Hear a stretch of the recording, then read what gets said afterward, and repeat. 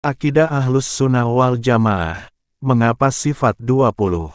Dalam akidah Ahlus Sunnah wal Jamaah ada konsep sifat 20, yang pasti ada pada Allah. Konsep ini sangat populer dan harus diketahui oleh setiap orang Muslim. Akhir-akhir ini ada sebagian kelompok yang mempersoalkan sifat 20 tersebut dengan beberapa alasan, antara lain alasan tidak adanya teks dalam Al-Quran dan hadis yang mewajibkan mengetahui sifat 20. Bahkan dalam hadis sendiri diterangkan bahwa nama-nama Allah atau Al-Asma'ul Husna, jumlahnya justru 99. Dari sini muncul sebuah gugatan, mengapa sifat yang wajib bagi Allah yang harus diketahui itu hanya 20 saja, bukan 99 sebagaimana yang terdapat dalam Al-Asma'ul Husna. Sebagaimana yang sering dilontarkan oleh seorang tokoh Wahabi di radio lokal. Para ulama Ahlus Sunnah wal Jamaah dalam menetapkan konsep sifat 20 tersebut sebenarnya berangkat dari kajian dan penelitian yang sangat mendalam. Ada beberapa alasan ilmiah dan logis yang dikemukakan oleh para ulama tentang latar belakang konsep wajibnya mengetahui sifat 20, yang pasti ada pada Allah, antara lain adalah sebagai berikut. Pertama, setiap orang yang beriman harus meyakini bahwa Allah pasti memiliki semua sifat kesempurnaan yang layak bagi keagungannya.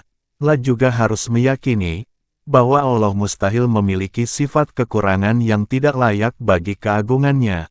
La harus meyakini pula bahwa Allah boleh melakukan atau meninggalkan segala sesuatu yang bersifat mungkin seperti menciptakan, mematikan, menghidupkan dan lain-lain.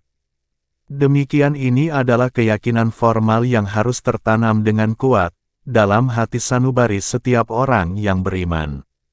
Kedua, para ulama Ahlus Sunnah wal Jamaah sebenarnya tidak membatasi sifat-sifat kesempurnaan Allah dalam 20 sifat.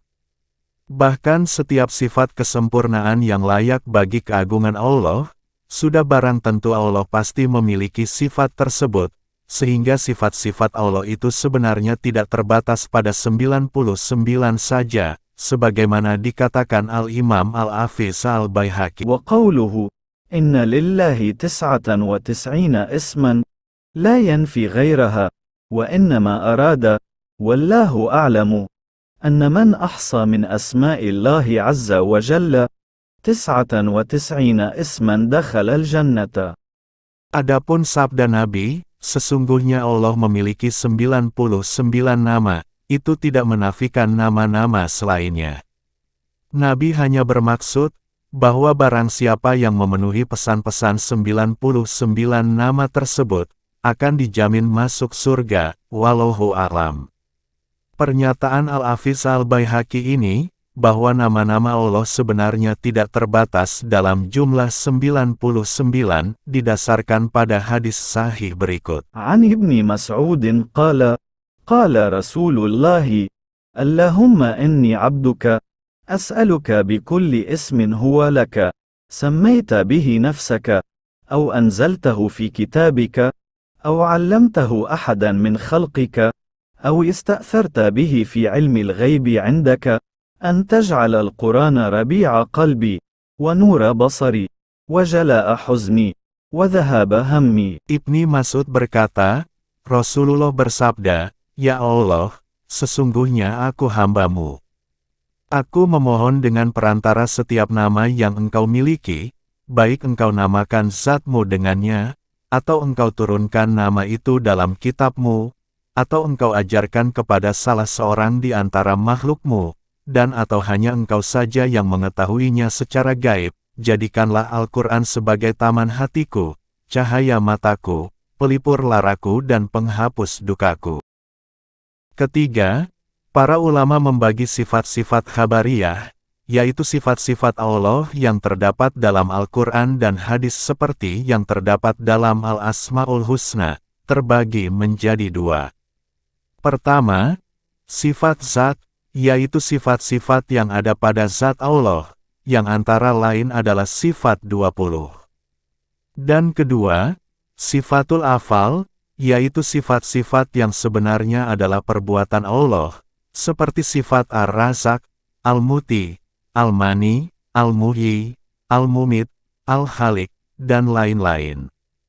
Perbedaan antara keduanya, sifat zat merupakan sifat yang menjadi syartul uluhiyah, yaitu syarat mutlak ketuhanan Allah, sehingga ketika sifat zat itu pasti pada Allah, maka kebalikan dari sifat tersebut adalah mustahil bagi Allah.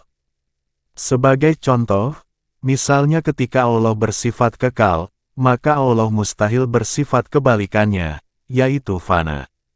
Dari sini para ulama menetapkan bahwa sifat zat ini bersifat azal, alias tidak ada permulaan, dan baka, alias tidak berakhiran bagi Allah.